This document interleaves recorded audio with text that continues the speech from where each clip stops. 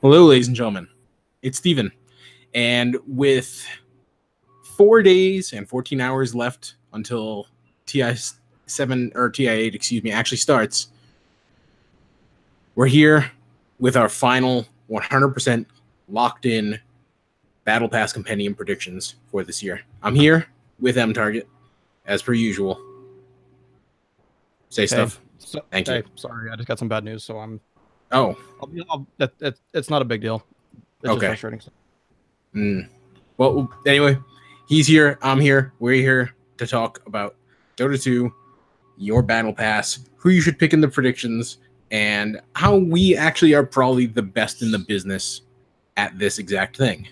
Because checking back last year, to sell you on us a little bit, we were actually one pick away from being the best in the business at the TI7 Battle Pass Compendium predictions.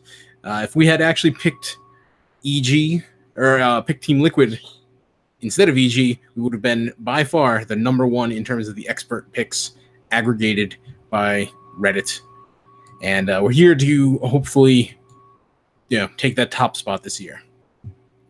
So, going to get into it. I'm going to share my screen. M-Target probably has slightly different picks from me, but this is going to be close enough that, you'll do well with this.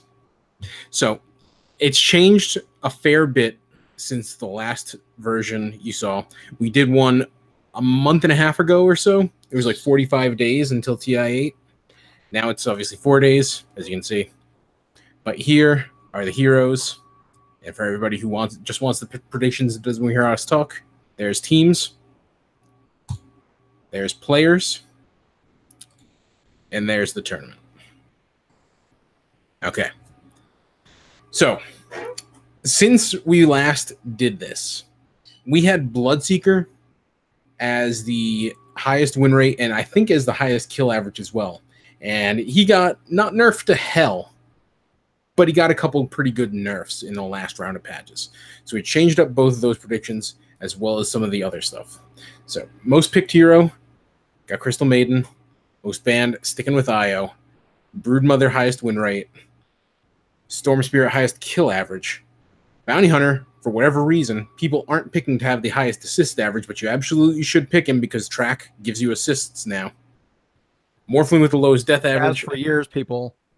Not for years. Since partway through, I think like 2000. Year.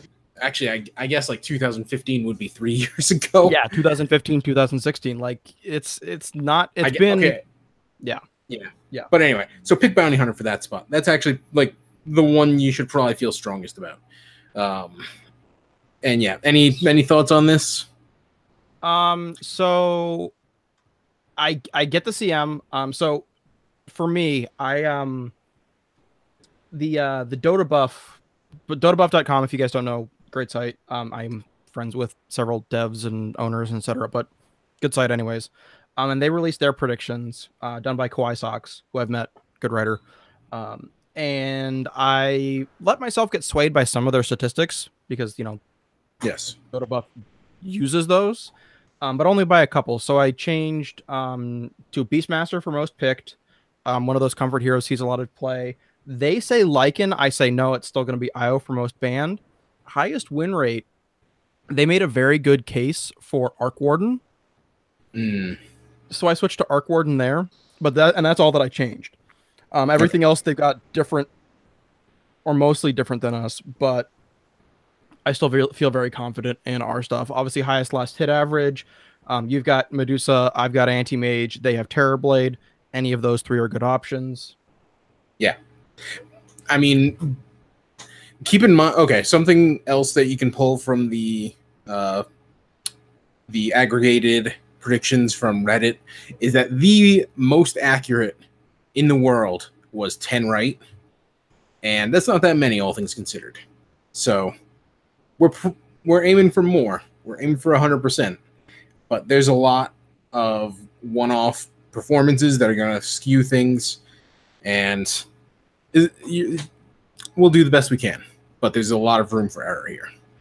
But anyway, so Highest XPM average. Again, Meepo is a very confident pick here, just because he can get experience from all of his different individual Meepos. Literally in the Dota buff thing for Meepo, it literally just says Meepo and moves on. They're like, yes. it's Meepo. And Anti-Mage, I mean, we've all played Dota 2 before. We know what he does. We know what he does well. We know how games with him pan out. He's going to be a very strong pick for this most last hits in a game.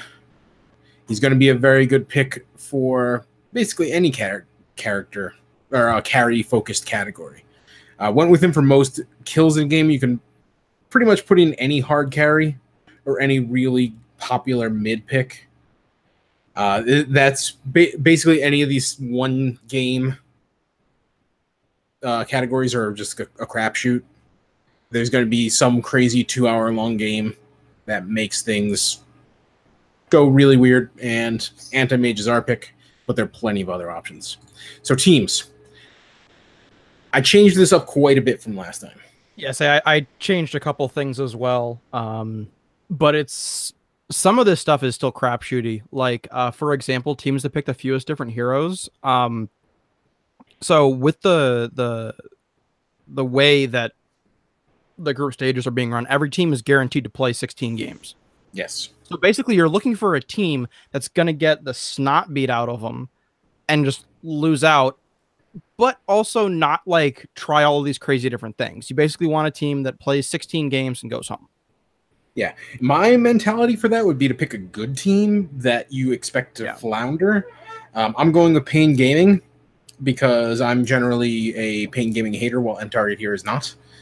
But I feel like they have the tools to survive the group stages, but I also can see them losing their first few games, then freaking out, and then kind of just trying to get into their comfort picks, and then having it not work out, and then just washing out in the group stages. Team Serenity is another good pick. If you are a Team Serenity hater, Fnatic, also a decent option, in my opinion. TNC. And then from there, it gets kind of tough to pick, because OG is a team that could do well, but also could be shaky and wash out of the group stages, theoretically. But anyway, so on the flip side, a team that is actually really good that I didn't give a proper appreciation for, but thinking back on it, I should have, was Windstrike. I've got them here for fewest deaths in a game and shortest game. They are a team that's really cut from the same cloth as Virtus Pro, and they're pretty damn good. And just like Virtus Pro, they go for the jugular when they have the opportunity. So I could see them doing really well, all things considered. But I'm filling them in here in the fewest deaths and shortest game category for that exact reason, because I can see them really actively, if they see blood, they will go for the win as quickly as possible, and that could translate to some of those like 15-minute-ish games.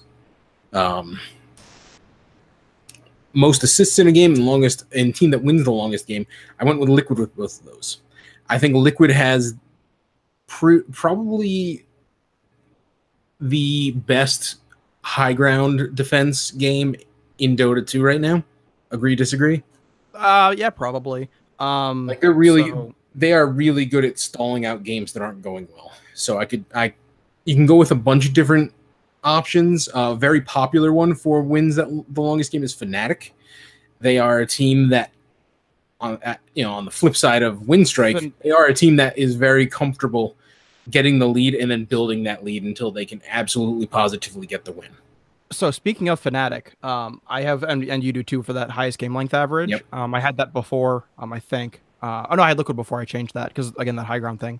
But I actually put them in for highest kill average as well, because Fnatic, literally every single game, win or lose, is longer than the average from Summit 9. Yes. So, yeah. Yeah, they are a team that doesn't necessarily go for the win quickly.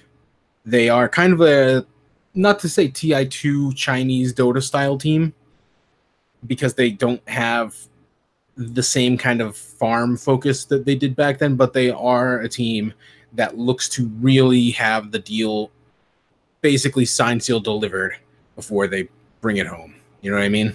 They really want to have things knotted up before they actually go for the kill. So they're going, at the very least, they're going to have a high game length average from how many wins they have, because they're good enough to get wins. They're not necessarily going to win the whole thing, but they're going to get enough wins to have a way above average game length. And that makes them pretty easily the best pick here. Team that picks the most different heroes, team with the highest kill average, team with the most kills in the game went with Virtus Pro, Virtus Pro, Virtus Pro. They are very confident in just shit-kicking you. They are a team that's going to win a lot, and they're going to win in many different ways. They have probably the strongest overall hero pool in Dota 2. You know, Liquid has really strong drafts, and they could get for most different heroes because they are such a versatile team. But keep in mind that Summit 7 Virtus Pro team literally didn't choose the same hero twice for an entire tournament that they won. Yeah. Until the very last game. They have Virtus Pro. Actually, hang on. To back that up? Crap, I gotta find it. Problem is they talk about Virtus Pro so many times in this article that. Where's this way? Yeah. Anyway, yeah, basically the stats say Virtus Pro, hands down, still most different heroes. Yeah. Yeah, like I said, they're going to win a lot of games. That's good. That's critical for most different heroes. They're going to have the highest kill average, in my opinion, just because they are going to win a lot, and they generally have a lot of bloodbaths. And most kills in the game, there are lots of other options, particularly with a team like Fnatic or some of the other Chinese teams, because they tend to win in a shorter fashion. I'm still sticking with Virtus Pro here, but those Chinese teams and Fnatic are very good options just because they play so many longer games than Virtus Pro does. Still sticking with Virtus Pro, but that's the other region to look for. And finally, the team that wins the whole damn thing. I initially had Virtus Pro here, and they are still the on-paper favorite to win, in my opinion. I'm going with LGD, though, because, one, they are really effing good. Like, that top tier, as we've discussed in our previous videos, is LGD Gaming, Virtus Pro, and Team Liquid. The knock on Liquid, in my opinion, is I am a believer in all the various superstitions about sports in general, but also in particular the international. And no team has ever won twice. No individual player has ever won twice. And it flip-flops back between a Chinese team and a Western team. And last year, obviously, Liquid won. So could they win again? Could they also win with the same team? Could they also buck the Chinese, non-Chinese alternating pattern? I don't know, but that's a lot of superstitions to work against in my book. So I'm going with LGD. They are the best team, and they kill all my different superstition issues. That's who I'm going with. Thoughts? I 100% get it, and I kind of agree with it even, but like I still have to put down Liquid. Yeah. Also, this is one where like they've got a legit point. Like Liquid PSG, Liquid PSG LGD, and Virtus Pro, all three are like super good choices. Yeah, they are outside of that you could also put down. Yeah. Yeah, like we just said, those are the three best options. But on top of that, like Evil Geniuses, we discussed this after the Summit 9, they looked really goddamn good. I could see them making a really strong run. I could also see Newbie really doing well. I could see Vici Gaming even doing really, really well. Maybe not winning it necessarily, but I can see them getting to the finals, and then, God only knows from there. They want if Vici Gaming make the finals, they're taking second. that is the tradition based on the Dota Pro circuit. Yes, I mean, like, I will, if they actually, here, you know what? If Vici Gaming wins TI, because if they make the finals and take second, then it doesn't matter. If Vici Gaming wins TI, I will donate. This is really dangerous here. Yeah, I'm not going to blame you if you back down from this right now. I will donate either, if you don't have the battle pass, I will donate the 75 level, you buy the battle pass, to the me? $36.99 one. Anybody, like a subscriber. You have to subscribe to this channel, and you have to have left a comment to this video prior to the event, or prior to the game. So prior to the game, if you leave a comment down below and Vici Gaming wins TI, I will either gift you the Mega Bundle, or if you already have the Battle Pass, then I will gift you... let's see, what is that? I would gift basically 3 24-level things if I can do that. I will gift something. I will figure out how to gift Battle Pass levels if you already own it. Yeah, so... because I'm not 100% certain if you can. Extra incentive to like, comment, and subscribe. But yeah, in my opinion, it's some of those really good Chinese teams that are capable of really making noise, but I'm also still generally feeling like it's going to be either LGD, Liquid, or Virtus Pro. Should note that after TI7, like shortly after TI7, I said that LGD was going to be the one to bring it home. And feeling pretty good about that prediction right now. Anyway, moving on to players. This is by far the most difficult category to predict. And it's very possible. I haven't put in a locked in, like, I will not comment on lock-in predictions here because it's just sort of so much up in the air. I do agree with your predictions for the most part. Like, I would certainly say that these are good predictions if you're trying to aggregate stuff. The one thing that I disagree with is your player that plays the most different heroes. I have Sumail. That's completely valid. But other than that, everything else makes sense to me. Yeah, so a lot of my picks are contingent on Virtus Pro and LGD both doing well. As you can tell, I've got a bunch of different players from those two teams. And, there's a lot, again, highest kill average. I think that it's either, assuming Virtus Pro does well, it's either going to be Ramses or no one.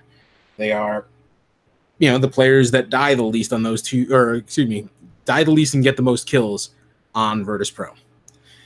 And as such, I have them with highest kill average, most GPM in a game, and player that picks the most heroes.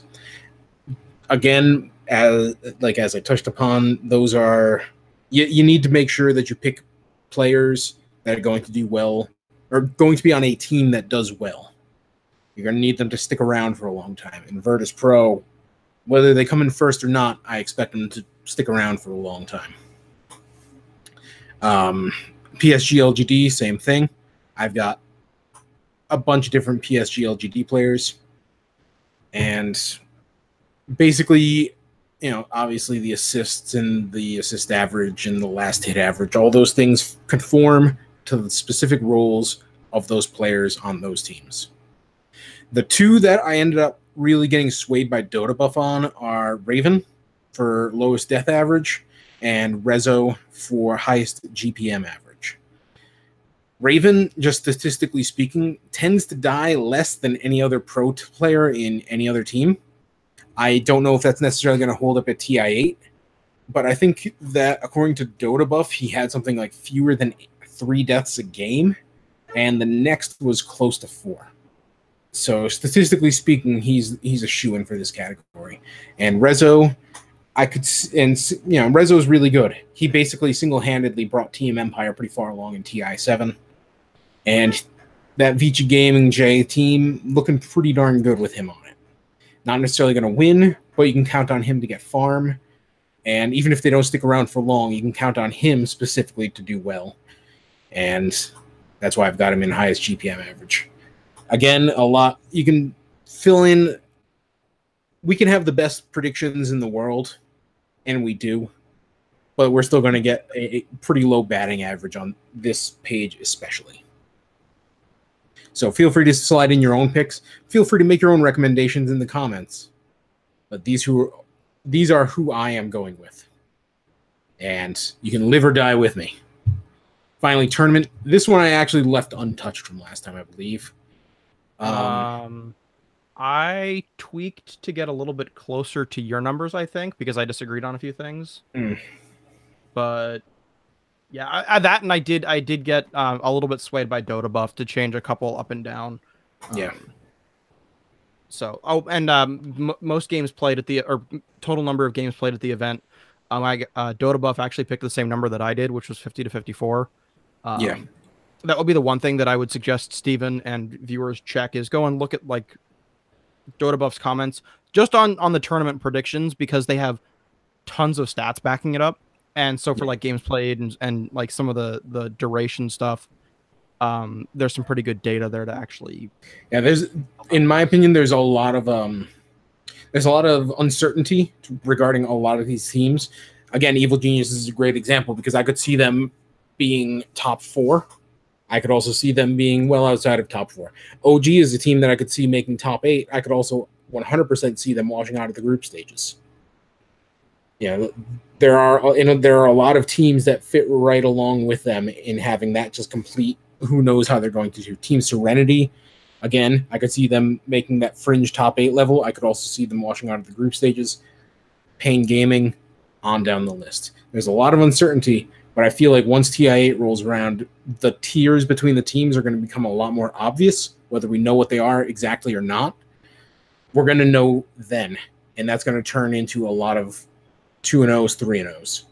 And that's why I've got 45 to 59. Heroes picked 101 plus. I think that's a slam dunk. Heroes banned, I could actually see it being this 81 to 90, but I'm going with 90. That's what Dota buff had is, again, just a little bit lower number, particularly just because there are less bans than there are. Yeah. Total kills in a game. We're going to get some lengthy ass game that's going to turn into a lot of kills. Longest game of the tournament. We only need one to go an hour and 40 minutes, and it's probably going to happen. Might not, but it's funny because Dota buff thinks that they're going to be more kills, 101 to 110 than us. But they don't think that they think that the games are going to stop in the 90 to 99 or the 80 to 89. I forget which category. And it's like, no, we are going to have an hour and 40-minute game. It's going to happen. Fnatic is playing. Yeah. Okay. You might have just jinxed us, but I'm still going to stick with this pick. So nice job on that. You cost us 200 battle pass points. I mean, I really don't care. Shortest game of the tournament is going to be one of these two. It's either going to be 10 to 14:59 or 15 to 19:59. I'm going with this one. I think that teams aren't necessarily going to force the quit that fast, but it's very possible. Like I said, it's 100% going to be one of these two. We're probably not going to get a game that lasts under 10 minutes. We're absolutely going to get one that ends before 20 minutes. Absolutely. It's going to be one of these two. I'm going with 15 to 19:59, but it could be that 10 to 14:59. It's one of those two. I think that 15 100%. To 19:59 is just it's there are a lot of things that have to go wrong for a game to end before 10 minutes. Not just things to go right, the number of things that have to go horribly wrong. Yeah, I mean, basically, it would have to be like, it would have to go really terribly wrong. Probably with like some cheese strategy or something. Like if Virtus Pro was playing against, if OG ends up really sucking, if they decide, let's go 5 mid, and then they just get both tier, and then they're just like pushing racks at 8 minutes or something stupid like that. It would have to be a cheesy strategy that nobody saw coming that works perfectly to end inside 10 minutes. Like it's almost certainly not going to happen. So those two are your, again, shoo-ins for that category. Most kills by a hero in a game, could see this being slightly lower. I'm feeling like we're going to get a game that goes long enough. And, we talk about Fnatic. I could see EE picking an Arc Warden or something like that, stalling out a game long enough to hit 26 and getting enough farm where he doesn't necessarily where he just keeps farming. That's what they do. They get a lead and then they grow it as much as possible before they actually try and win the game. And not terribly infrequently they end up fucking up as a result. But anyway, I feel like we're gonna get a really long game with a carry that gets really out of control, and that'll make for a 26+ game. Most deaths by a hero in a game, I feel pretty strongly that it's going to be 12 to 14 or 15 to 17. I'm leaning higher. I believe that every single year of the International, it's been in that range, regardless of the meta. I might be mistaken on that, but I think that I read that somewhere at some point. And I'm pretty sure last year it was 12 to 14. But anyway, going with 15 to 17, I feel pretty strongly it's going to be one of those two. I've got 18 to 20 only because I've got that 101 to 110 kills in a game, so that you're really going to need some more individuals, death counts there. So yeah, again, off by just one. So yeah, most assists by hero in a game. There are a few different heroes that just organically rack up a crazy number of assists. We mentioned Bounty Hunter, Necrophos is another, Zeus is another. There are a lot of different heroes that can just really do that little bit of damage on a hero that dies and then get an assist because of it, even if they're not necessarily directly involved in the kill. You get one of them, you get one really long game, you put them together, and you get 36+. It's the stars aligning a little bit to have one that high, but I'm picking it to happen. And finally, highest GPM by a hero in a game. There's going to be one that hits 1,000, whether it's a single alchemist game or whether it's a... you need one game. There's any number of things that could happen. Yeah, I mean, this one, again, not a slam dunk, but pretty darn close to slam dunk. One of those fingertip slam dunks where it's not really a slam dunk, but pretty much a slam dunk. Know what I mean? Yeah. Yeah. So, one more time. Bam. Bam. Bam. Bam. All right, stop sharing. And then I'll close my game. Hello. Hello. And yeah, so those are our predictions. Any other closing thoughts? No, I mean, I'm looking forward to it. It's going to be crazy and awesome. Yeah, I'm definitely more excited for this year's than I was last year's, and probably a lot of it is because there's so much uncertainty for everybody. So yeah, normal roundup of things. Like, comment, and subscribe. We're going to do the day-specific fantasy videos. We still have not actually gotten the specific groups or the actual schedule for the group stages yet, which is kind of silly because 4 days. But as soon as it comes out, either myself alone or myself and M Target. Yeah, depends on my work schedule. Yeah, I will try to join him where I can. Yeah, depending on his schedule, my schedule, I'll be able to do it. He may or may not be able to, but either way, it'll get done. So make sure to like, comment, and subscribe, and click the bell, and we can help you to get as many freaking points and levels as you can on the Battle Pass, which, PSA, ends within 3 weeks. Yep. And just a reminder, comment on this video before the date, because we can check timestamps before the end of the semifinals. So actually, before the grand finals start, I'll give you guys till then. If Vici Gaming wins TI, I will gift somebody. We're just gonna do it this way. I'm gonna gift somebody a $50 Valve gift card. Okay. Supposed to be used on Battle Pass points, but if you want to be a pleb and not use it on Dota, that's up to you. You can save it for 25 artifact card packs. Yeah, there we go. You better be saving it for that if you're not spending it on Dota. Yeah, support the franchise. And yeah, the reason, if you weren't tuning in earlier, that we specifically went with Vici Gaming, we have a lot of viewers right now. the reason that we went with VG Games specifically is because they ended up becoming a little bit of an in-joke between the two of us, because they made the grand finals to a lot of different Dota Pro Circuit events, ended up falling short in the finals. So now we're putting his money on the line.